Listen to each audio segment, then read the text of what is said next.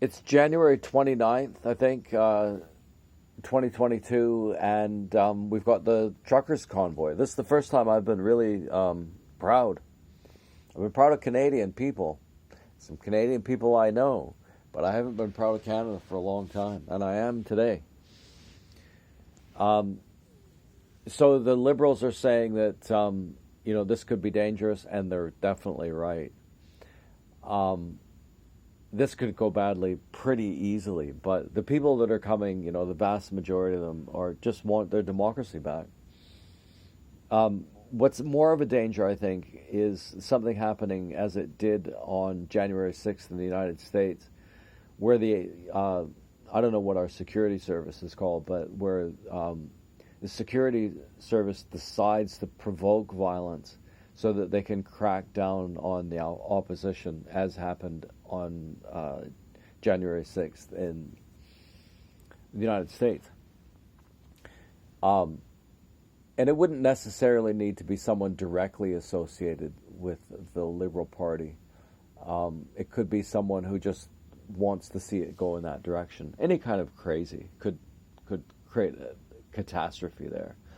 And that's exactly what the Liberals would want, because then they could exercise power. They like exercising power over people.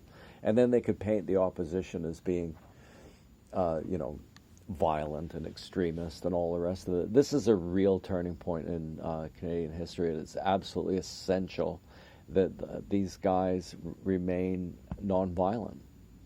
Absolutely essential. Because if they're not, the mainstream media, the Liberal Party, the NDP, will take as an opportunity to paint in large strokes and paint all of us as crazies. Very most important thing, because it's the very most important thing in a democracy, is to remain nonviolent.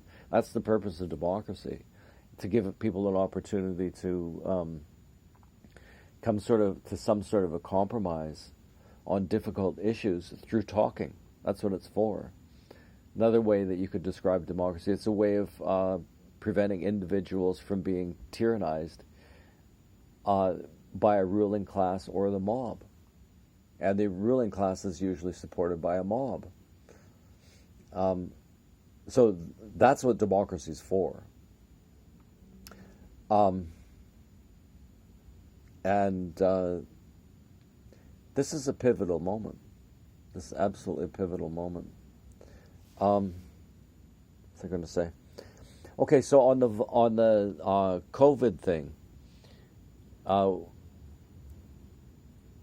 according to the Canadian Constitution, you cannot restrict people's freedom of movement, freedom of association, freedom of speech just on a whim. According to the Constitution, you have to put that sort of a decision through a full and open democratic process, which includes the ability to find information that hasn't been filtered through the government. If the Liberal Party paid off the media, and in return the Liberal Party agreed with everything that the Liberals said, so in a sense there's no democratic process, not through the mainstream media anyway, in Canada, and there's no way that it was constitutional. The restrictions may have been a good idea. That doesn't mean that they were constitutional. And if in the future people decide that some of the restrictions, as the ones that happened with school children, again, I think that's a provincial jurisdiction, but they took advice from Theresa Tam, who is employed directly by the Liberal government. So when it's discovered how much damage that's done psychologically, socially, physically, economically, emotionally, on every level, that those unnecessary restrictions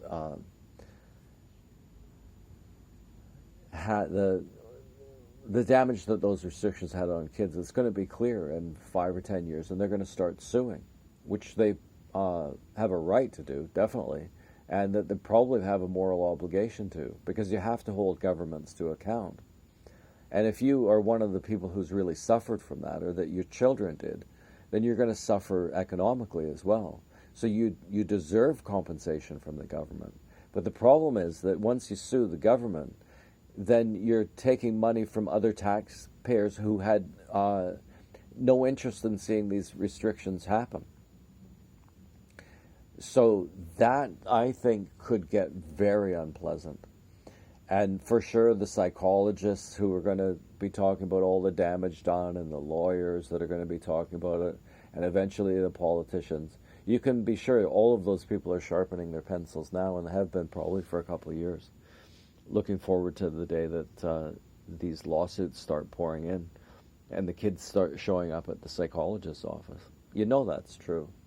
So, well, this is a major moment in Canadian history. I think this is the most exciting thing that's happened in maybe my lifetime, because it's really come to a head. The only thing that should happen as a result of force on this day is that finally the other side of the issue is heard. We can't push them out of government. That is not a good idea. Probably isn't necessary and wouldn't work, because they're prepared for violence. And so on this day, January 29th, Justin Trudeau said that he had contact with a person with COVID. That was his son. And so he's following the health guidelines and hiding inside under his desk, whimpering like a little, piece of unfortunate matter that he is. He's a moron. He's a coward. He's been double, probably triple vaccinated. He's got all the best masks. If he gets any symptoms, he'll have all the best medical treatments. And still he's hiding under his desk like a little moron. Coward.